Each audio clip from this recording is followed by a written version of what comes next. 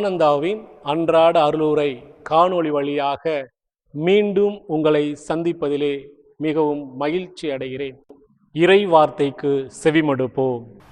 திருவெளிப்பாட்டு நூலிலிருந்து வாசகம். அதிகாரம் 12.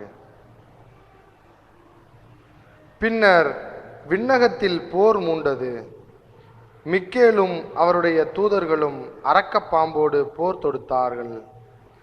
அரக்கப்பாம்பும் அதன் தூதர்களும் அவர்களை எதிர்த்து போரிட்டார்கள்.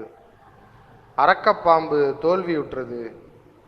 விண்ணகத்தில் அதற்கும் அதன் தூதர்களுக்கும் இடமே இல்லாது போயிற்று. அப்பெரிய அரக்கப்பாம்பு வெளியே தள்ளப்பட்டது. அலகை எனும் சாத்தான் எனவும் அழைக்கப்படும் அதுவே தொடக்கத்தில் தோன்றிய பாம்பு. உலகு முழுமைக்கும் ஏமாற்றிய அது மண்ணுலகிற்கு தள்ளப்பட்டது. அதன் தூதர்களும் அதனுடன் வெளியே தள்ளப்பட்டார்கள். பின்பு விண்ணகத்தில் ஒலித்த பெரியதோர் குரலை கேட்டேன்.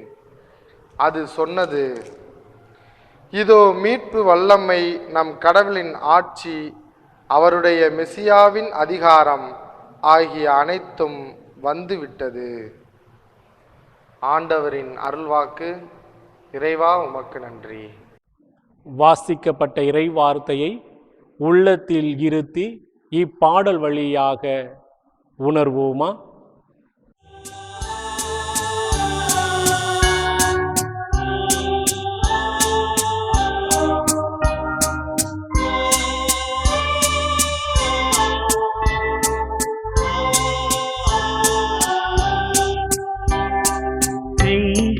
பங்கினில் எழுந்த நல்லாடயம் சொல்லுதே உந்தனின் புகழ் கோடி.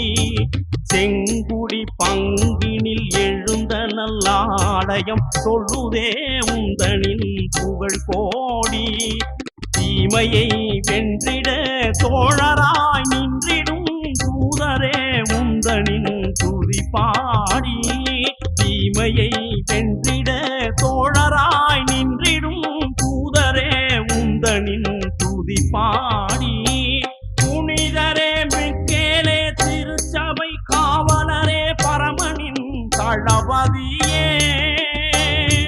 புனிதரே மிக்கேலே திருச்சபை காவலரே பரமனின் தளபதியே. அலகையை வென்றிடும் ஆற்றலின் உருவே அருள்வாய் புது பலமே. அலகையை வென்றிடும் ஆற்றலின் உருவே அருள்வாய் புது பலமே. அருள்வாய் புது பலமே. இறை வார்த்தையை வாசிக்க கேட்டோம், பாடல் வழியாக உணர்ந்தோம். அந்த இறை வார்த்தையின் அடிப்படையில் நாம் இப்பொழுது சிந்திப்போமா? இறையேசுவில் பிரியமான சகோதர சகோதரிகளே, புனித மிக்கேல் சம்மனசானவருக்கு விழா எடுக்கின்ற இந்த நாட்களில் இன்று 3வது நாள் நவநாளில் இணைந்திருக்கிறோம். இந்த நாளில் புனித மிக்கேல் சம்மனசானவர் வாள் ஏந்தி தீமைகளை அழிப்பவர் என்ற மைய சிந்தனையில் நாம் சிந்திக்க இருக்கின்றோம். புனித மிக்கேல் சம்மனசானவருடைய திரு உருவத்தில் நாம் பார்த்திருக்கிறோம். ஒரு கையில் வாளை ஏந்தி மறு கையில் தராசை தாங்கி தன்னுடைய பணியை செய்கின்ற அவருடைய உருவத்தை நாம் படங்களிலே சுரூபங்களிலே நாம் பார்த்திருக்கின்றோம். ஏன் மிக்கேல் சம்மனசானவர் தன்னுடைய கரத்திலே வாள் ஏந்த வேண்டும்? இதனுடைய மைய சிந்தனை, மிக்கேல் சம்மனசானவர் தன்னுடைய கரத்திலே வாளை ஏந்தி தீமைகளை விரட்டி அடிக்கின்ற புனிதராக இருக்கின்றார். இதற்கு சிறந்த எடுத்துக்காட்டுதான் திருவெளிப்பாட்டு நூல் அதிகாரம் 12 இறைவசனம் 7 முதல் உள்ள அந்த வசனங்களில் நாம் வாசிக்கின்றோம். விண்ணகத்திலே போர் மூண்டது. மிக்கேலும் அவருடைய தூதர்களும் இவர்களுக்கு எதிராக அரக்க பாம்பு போர் தொடுப்பதை நாம் வாசிக்கின்றோம். அதில் அரக்க பாம்பையும் அதனுடைய தூதர்களையும் மிக்கேலும் அவருடைய தூதர்களும் தோற்கடித்து அவர்களுக்கு தோல்வியை பரிசாக கொடுத்து விண்ணகத்திலிருந்து அவர்களை விரட்டி அடிப்பதை நாம் பார்க்கின்றோம், அதிலே வாசிக்கின்றோம். இந்த மிகப்பெரிய போரில் மிகப்பெரிய ஒரு வல்லமையான ஆயுதமாக மிக்கேலும் அவருடைய தூதர்களும் வாள் ஏந்தி போர் செய்கிறார்கள். வாள் என்றாலே நாம் எல்லோரும் அறிவோம், ஒரு அச்சத்தை உருவாக்கக்கூடிய ஒரு கருவி, போர்களுக்காக பயன்படுத்தக்கூடிய ஒரு கருவி, பகைவர்களை தாக்குவதற்காக பயன்படுத்தக்கூடிய ஒரு கருவிதான் இந்த வாள்.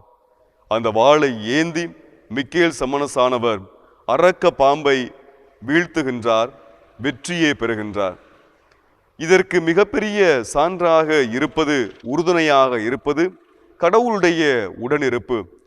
மிக்கேலும் அவருடைய தூதர்களும் கடவுளுடைய உடனிருப்பை கொண்டு வாள் ஏந்தி தீமையை அழிக்கிறார்கள். நமக்குள்ளும் பல வாள்களை ஆண்டவர் வைத்திருக்கின்றார். என்னென்ன வாள்? நன்மையை கொண்டு தீமையை நாம் அகற்றுவது, நல்ல சிந்தனைகளை கொண்டு தீய சிந்தனைகளை அகற்றுவது, நல்ல செயல்பாடுகளை வாளாக கொண்டு தீய செயல்பாடுகளை விட்டு விலகுவது. எனவே நம்முடைய வாழ்வுக்கு நல்ல காரியங்களை வாளாக வைப்போம். நமக்கு எதிராக வருகின்ற தீமைகளை, தீய காரியங்களை நல்ல வாள் கொண்டு நாம் அகற்றுவோம், விரட்டி அடிப்போம், முறியடிப்போம். அப்பொழுது நாமும் நம்முடைய புனிதரின் சீடர்களாக, அன்பு பிள்ளைகளாக வாழ முடியும். அதற்கு நம்மையே நாம் அன்றாட தயாரிப்போம். நன்மை என்கிற வாளை கொண்டு தீமை காரியங்களை நாம் அகற்றுவோம், விரட்டி அடிப்போம். நம்மையும் நம்முடைய குடும்பத்தையும் நற்கருணை ஆண்டவரிடத்தில் ஒப்படைத்து மன்றாடுவோம். என்னோடு இருந்திடும் இயேசுவே, என் அருகில் இருந்திடும் இயேசுவே, சுமையோடு வீழ்கின்றேன் இயேசுவே, என் சுமை தாங்கி நீர்தானே இயேசுவே, என்னோடு இருந்திடும் இயேசுவே, என் அருகினில் இருந்திடும் இயேசுவே, சுமையோடு வீழ்கின்றேன் இயேசுவே, என் சுமை தாங்கி நீர்தானே இயேசுவே, என்னோடு இருந்திடும் இயேசுவே, என் அருகினில் இருந்திடும் இயேசுவே. புனித மிக்கேல் முதன்மை தூதரை நோக்கி ஜெபம். விண்ணுலக தூதர்களின் தலைவராகிய புனித மிக்கேலே, பக்தர்களின் பாவங்களை தீர்க்க செங்குடி திருமண்ணில் வீற்றிருப்பவரே, இவ்வாலயத்தில் மகிமையோடு வீட்டிருக்கும் எம் பாதுகாவலரே, துன்புறுவோரின் துயர் நீக்குபவரே, சாத்தானையும் அதன் தந்திரங்களையும் முறியடிப்பவரே, விண்ணக வீட்டின் காவலரே, மரண நேரத்தில் எங்களுக்கு ஆறுதல் தருபவரே, விண்ணக வீட்டிற்கு அழைத்து சென்று நித்திய வாழ்வை எமக்கருள உதவுபவரே, தேவ சிம்மாசனத்தின் அருகே நிற்க பேறு பெற்ற தவகுணசீலரே, தஞ்சமென்று ஓடிவந்த அடியோர் மேல் தயவாயிரும். துன்பம், நோய், வறுமை, சாத்தானின் சூழ்ச்சிகள், உலக மாயைகள் இவற்றால் சிக்கி தவிக்கிற எங்களை தீமையிலிருந்து விலக்கி காத்து இறைவனின் திருவாழ்வுக்கு எம்மை அழைத்துச் செல்ல வேண்டுமென்று உம்மை மன்றாடுகிறோம். ஆமேன். எல்லாம் உள்ள இறைவன், தந்தை, மகன், தூய ஆவியார் உங்களை ஆசீர்வதிப்பாராக. மரியே வாழ்க. இயேசுவுக்கு புகழ். இயேசுவுக்கு நன்றி.